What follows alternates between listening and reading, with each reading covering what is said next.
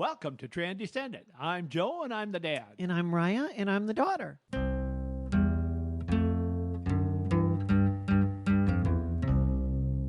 We have another guest, and we're happy about it, and you're going to tell us more. It's really, really exciting. We've got Mel Davis here from the Rainbow Alliance Advocacy. They specialize in interactive diversity, equity, and inclusion training and LGBT plus community empowerment events. We have had a great time as we prepared for the show, just talking about all of the things that you do and some of the outdoor programs and the game nights with a Y in there, GAYME, and professional development, DEI training. And we're very excited to have you here. Mel, would you introduce yourself and your pronouns, if you would? Absolutely. Hi, Raya. Hi, Joe. Thanks for having me. I really appreciate you reaching out and having me on your show. This is great. So my name is Mel Davis. My pronouns are she, her, hers, or fey, fair, fairs. A lot of people out there probably don't know the first thing about neopronouns. Well, just tell them what that is, if fey, fair. Absolutely. So basically, I use neopronouns for a couple of reasons. One is because I'm an all pronouns type of person. I am gender nonconforming, but I do lean a little bit more towards the sex I was assigned at birth. Therefore, I basically searched all the different options, and fey, fair, fairs, what is based on definition and kind of the way it sounded to ring to my ears. That's kind of what I landed on. But any pronouns are fine. Yeah, you regular listeners out there, we always encourage you to email us if you have a question. Now, you have maybe a couple of questions about what you just heard. What did that mean? What did she say?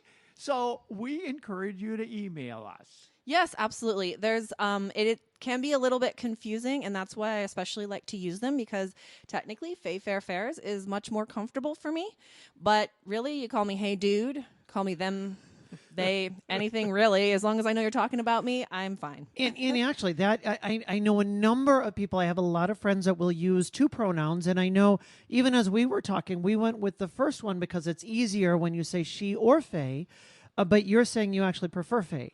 I do, but since I'm not picky, it just makes it simple. Since I do present primarily as female, even though I don't identify as being cisgender female, it's just much simpler to be comfortable with whatever people call me, given that what I do is advocacy, and I'm more interested in people caring and learning than I am about confusing them. And if I can help it. Speaking about caring and learning, we talked a little bit before we began the podcast here, and I said, what message do you want to get across to the cisgender people? What is it you'd like to say? What do you want to talk about?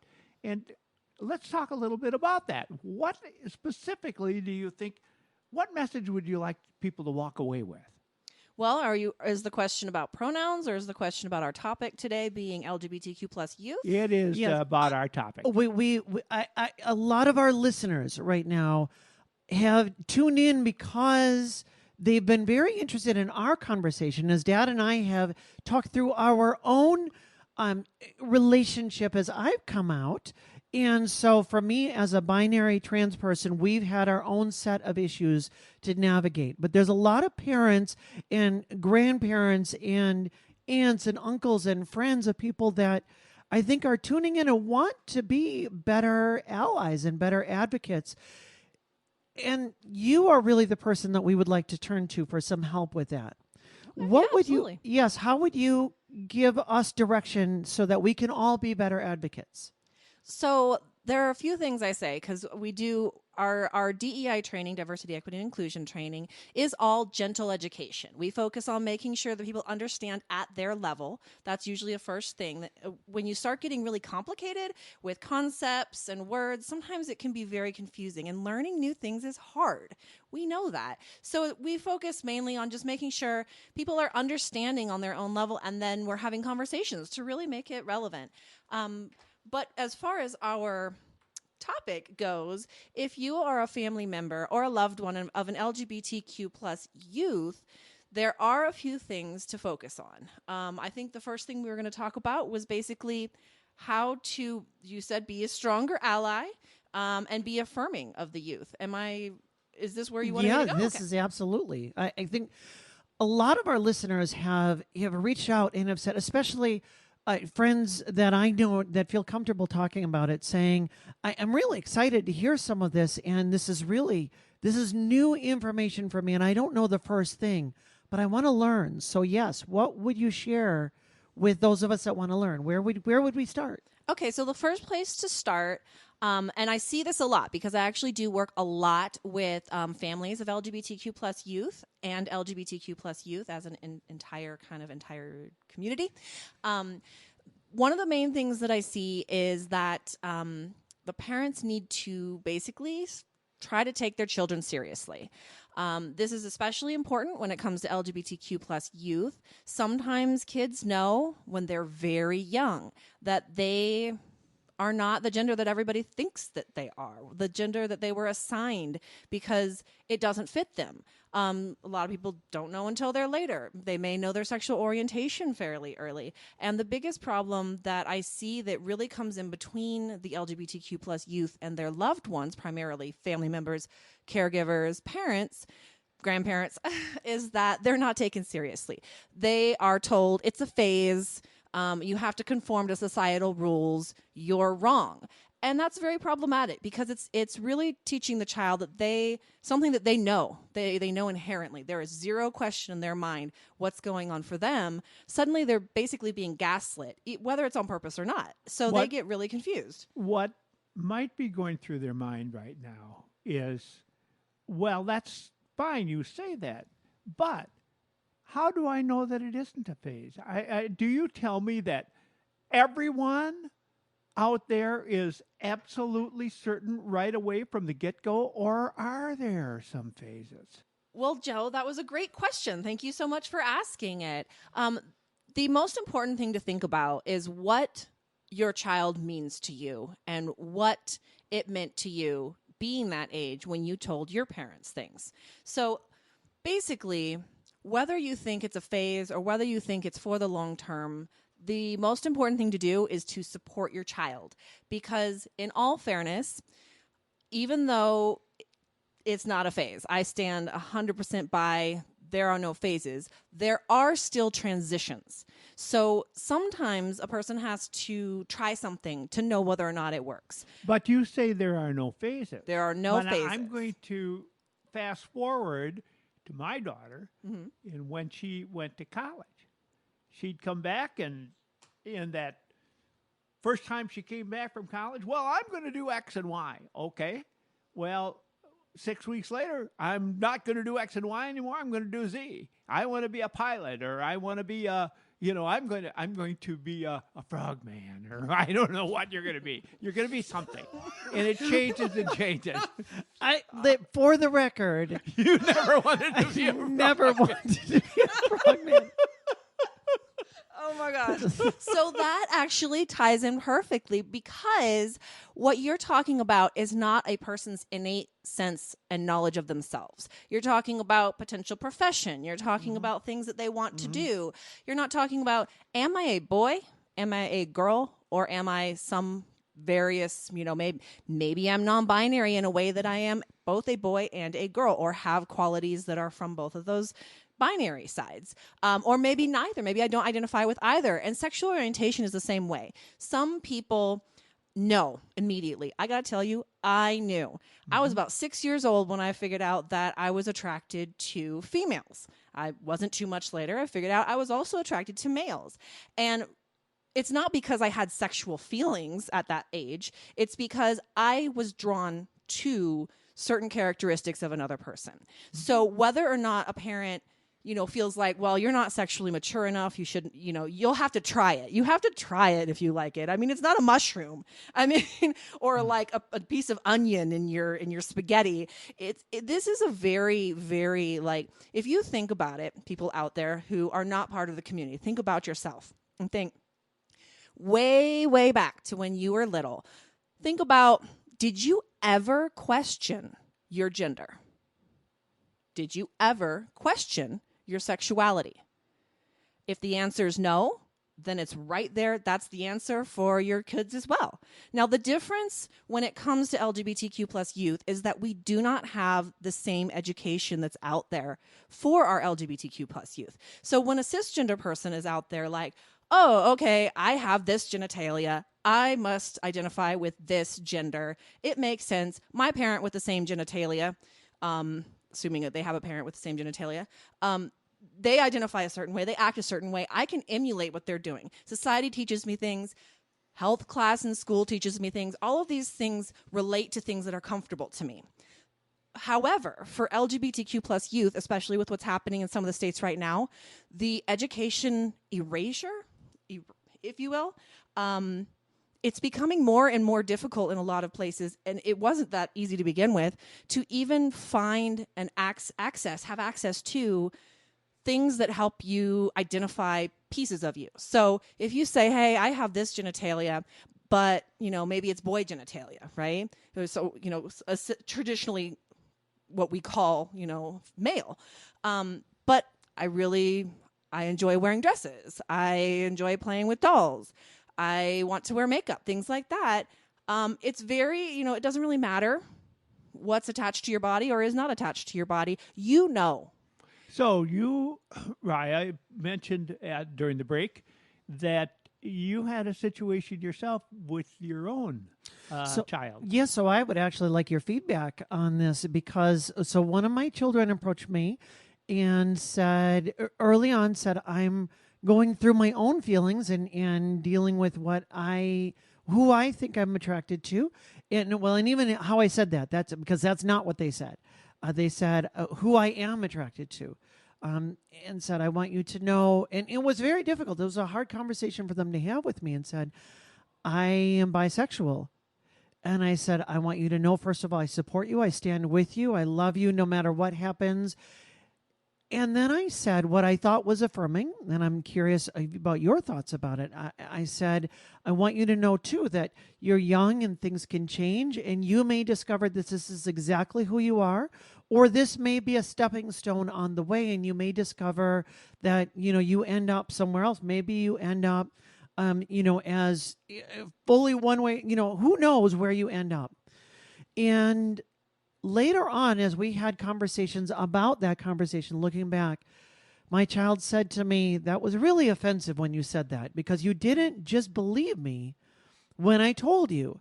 Mm-hmm. And I said, no, but actually since then, you've come to decide that wasn't what your identity is. And since then, you've come to identify as asexual. And they said, I know, but I still was really mad that you didn't just believe me in that moment. So I'm curious what your thoughts are. Do you feel like, what did I do well in that situation? What could I have done better? I think what you did well was the intention of being supportive. And I think what you could have perhaps done better is just said, great, that's fantastic. Do you have anyone you're interested in right now?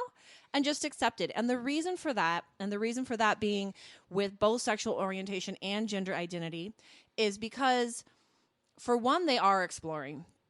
They are learning about themselves, and not so much about themselves, but moreover, like I mentioned about education, they don't always have the words to express what's happening with them. So they know who they are and they know how they feel. And as adults, we're like, oh, well, you may find something better.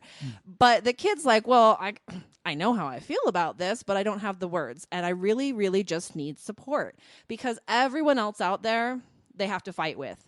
I mean, they go out of the house, they're fighting with peers, they're fighting with teachers, whatever the case, they're fighting to be who they are. The most important thing is to have an affirming home. And the way that you do that is to just accept it. So say, okay, and if they, grow and later come back and say, yeah, I'm not asexual, I am pansexual. Well, that's fine too. It takes them a while to get the information they need to get to that final point.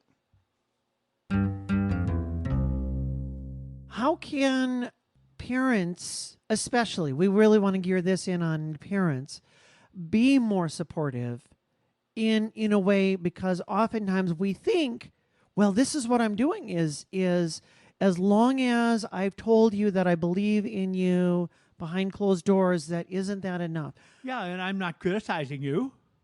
What can parents do to be the most supportive that we can? What really helps as we're trying to support our children through this? So showing others around them, especially when you're in public with your child, that you're supportive. So part of that is, this is very important, parents. Check in with your child in private.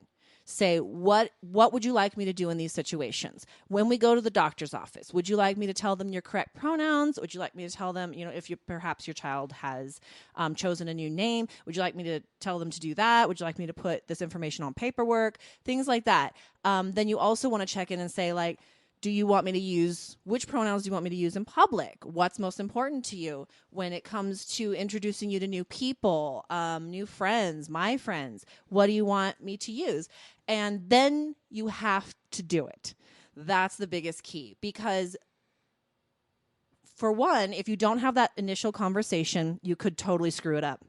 You go and you might out your kid unintentionally, or you think you're fighting for your kid because you're like, you got the pronouns wrong. But really, you're just drawing attention of a bunch of strangers. Your kid's dying in the corner going like, could you please just stop drawing attention to me? Like, I am a trans person, yes, but I don't want everyone to know that I'm trans. Like, I just want to live my life. So it's really important to know what your child really needs and then do that. Because if you're not doing that, that's a huge breach and break of trust, where they're then not going to want to talk to you about things in the future. And that actually can lead to a lot of self-hatred. So parents, really make sure that you are listening and being affirming. Like, if you go out in public and you introduce your child as their dead name because you haven't had that conversation, or you're afraid, just think how your child feels. Your child is like, oh my gosh, my parent doesn't take me seriously. I can't trust them anymore. And sometimes those emotions can lead to, I hate to say it, but they can lead to really bad, destructive things like self-harm. One of the main things that is one of the biggest problems in the LGBTQ youth community, for example, they are 3 times more likely to attempt suicide than that of the cisgender straight. Well, that brings up something interesting. Now, as a parent out there, as a cisgender person, the most difficult thing in the beginning is to even tell anyone about it. And, Absolutely. And here the child is expecting you to tell them, and I don't want to tell anybody yet.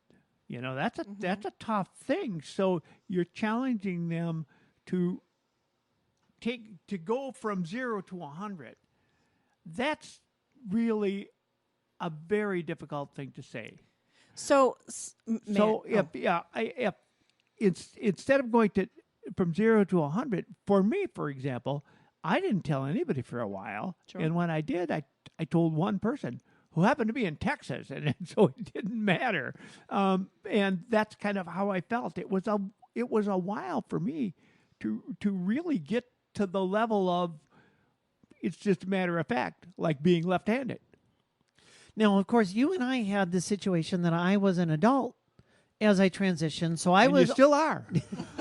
I hope so, and so was not in the house, but I was also working with you, and so we did have we didn't have the same kind of parent-child relationship that someone would have when the child is still in the house.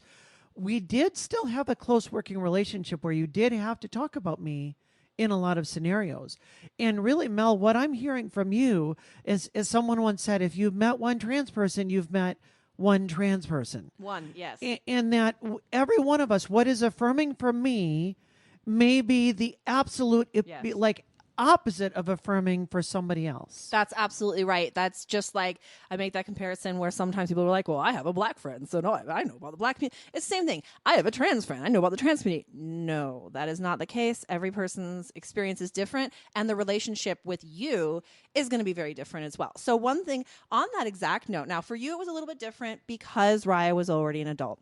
If we're talking about youth in the home, there are 2 things to think about in that situation. One is that if they're going from 0 to 100 and all of a sudden you're blindsided, you've been missing cues. So it's a really good start to say, hey, kiddo, what are the cues? Like, have there been things that have happened that I've missed? I mean, I would really like to have this relationship with you, but clearly you didn't trust me until this point. So that makes me think, where was that trust that I was betraying, and how can I make that better so this doesn't happen in other situations?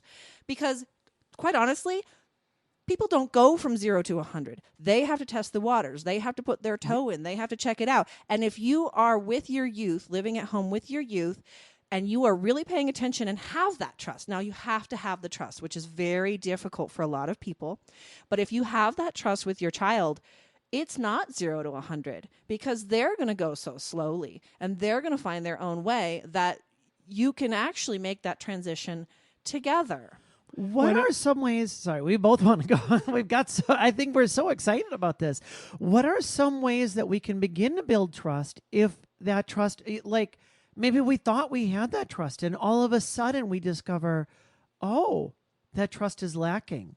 What are some ways that we can start to invest in that relationship to build that trust when we thought it was there, but oh, I guess it wasn't? So one of the things that's really important that I've found in my own relationship with my own non-binary child, by the way, and just so that everyone out there knows, no, I did not influence my child to be non-binary. They actually were the person who made me realize that I wasn't cisgender, which was crazy to me because I was like, I always just thought of myself as tomboy, but nope.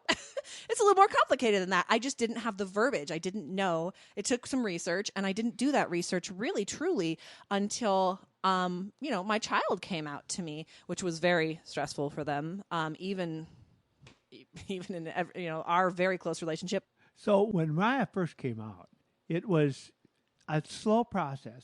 And when I got to the point where I felt I wanted somebody to know, it was just close friends.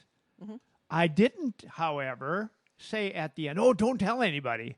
I never said that. But then after a while, I got a little more comfortable, and I would tell more people. And one thing that surprised me, early on, you may not even remember this, but early on, I was kind of getting pretty public about it. And you said, hey, you don't have to tell everybody. I'm not sure I want everybody to know. Right. Yes. That's why you have to check with your kid and see what comfort level they're at. Yeah. Absolutely. Because so that is a great point that you make. You don't have to start by screaming it to the world. Your child may not be ready for that. If you do have that trust and they have just come out to you, maybe you're doing just fine and they're just like trying to figure out themselves. If a child tells you my pronouns are such and such, by the way, they're not preferred pronouns. They are pronouns. Mm-hmm. They are the acceptable and correct pronouns. But I digress. But so it was a slow progression for us. And now this podcast is an obvious thing that says we are screaming it to the world. Well, but although even that said, last week or a couple of weeks ago now, we celebrated the Trans Day of Visibility. Mm-hmm. And my personal feeling every time that day rolls around is, why do we have a day where so many people in our community prefer to be stealth and we want visibility? Now, I understand because it is important and visibility matters. And for those who have not transitioned and for those who are early in their transition and even for many who are late in their transition, visibility is so important. But I know for me, the only place that I am visible any longer as a trans person is here in this podcast. At work, I don't talk about being trans. And when I go out and about in the world, I don't talk about being trans.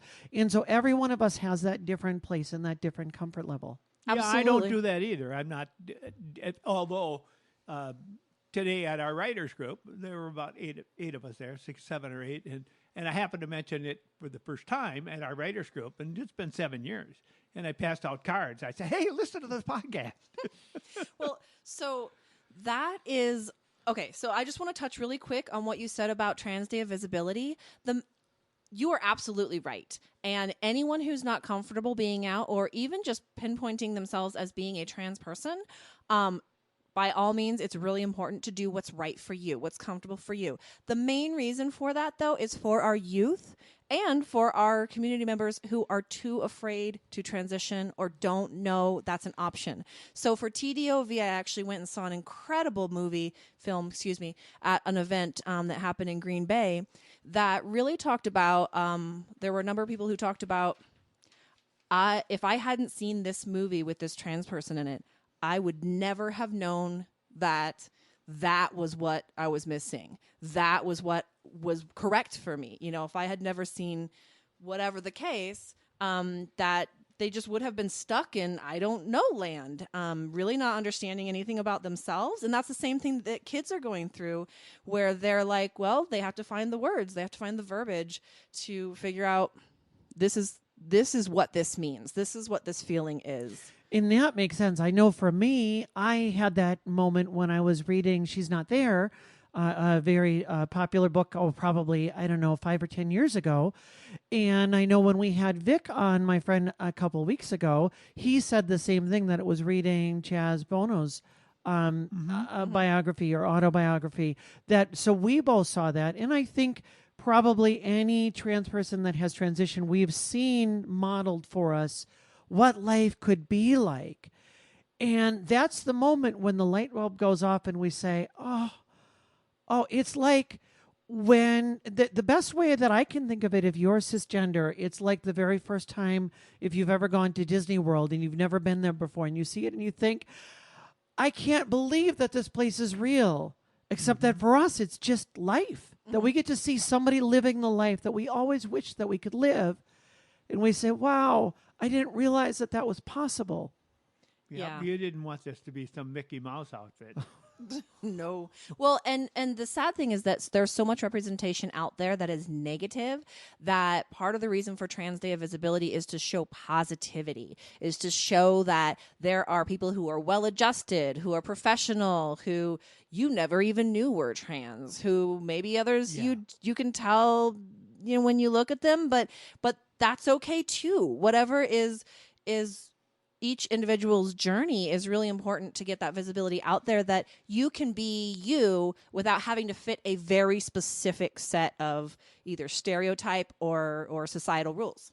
I think one of the things that I hear that's coming out of this, that would be one of my big takeaways, is that communication between you and your child is absolutely critical. It is the name of the game. It is how you relate to each other and how you make it through. Yes, and back to being affirming and being a stronger ally. Some of the more difficult situations that a parent might find themselves in is at healthcare situations. When you take your child to see their doctor, it's really important that you have that discussion, what your child wants, but then make sure that you're advocating for them and saying, hey, I'm sorry, but that's not the name my child goes by. My child uses this other name, or my child uses these pronouns. If you could please make an effort to use those pronouns, it would really be really wonderful. It would really mean a lot. Well, you brought a lot to the table here today, and we really appreciate your coming. This is wonderful. And well, thank you so much for having me. I feel I'm not necessarily the most articulate. Well, you have, I think, articulated for many of our listeners things that maybe many people have never even thought about. And so as you're listening and you're thinking, boy, I've never thought about anything like any of these kinds of things. This is blowing my mind with new ideas and things. Please do reach out. You're welcome to email us, transdescendant@gmail.com. And if you have a question for Mel, I would be happy to pass that question on. And Mel, I'm sure you would be happy to Absolutely. Anytime. You can visit our website. It's very easy to get to. We're at www.rainbowallianceadvocacy.org. All of my contact information is there. Everything. If you say, hey, Mel, it'll get routed straight to me. No problem. I would be happy to answer any questions. If anyone needs resources, we have tons and tons and tons of resources, both for family members and for people who are part of the community of any age. And you have an event coming up that Dad and I will be at, or at least I will be at. We're still trying to make sure if we can get Dad there. Tell us a little bit about that event. But I'll be there. We'll make it work somehow. Yeah. Tell us about the event coming up. I'm really excited about this. Oh my gosh, me too. I am so thrilled. So it's called Pride Education or Pride Education. It's happening on May 21st. It's going to be from 11 a.m. to 3 p.m. at the Grand Meridian event space in Appleton. It's basically going to be a pre-Pride Month celebration and with a little bit of DEI training included. So there's Can they gonna be, find more information on your website? you can absolutely find as much. You can see pictures and yes. So please go to the website. There's a whole page on the website just dedicated and to your it. website address? Is rainbowallianceadvocacy.org. Great. Okay. Thank you, Mel. And thank you so much for listening. We have a lot more coming up, so thank you for tuning in, and we will talk to you again And Thank you, remember Ryan to and Joe. subscribe. next Oh yeah, week. make sure to subscribe. They're great. Thank you so much.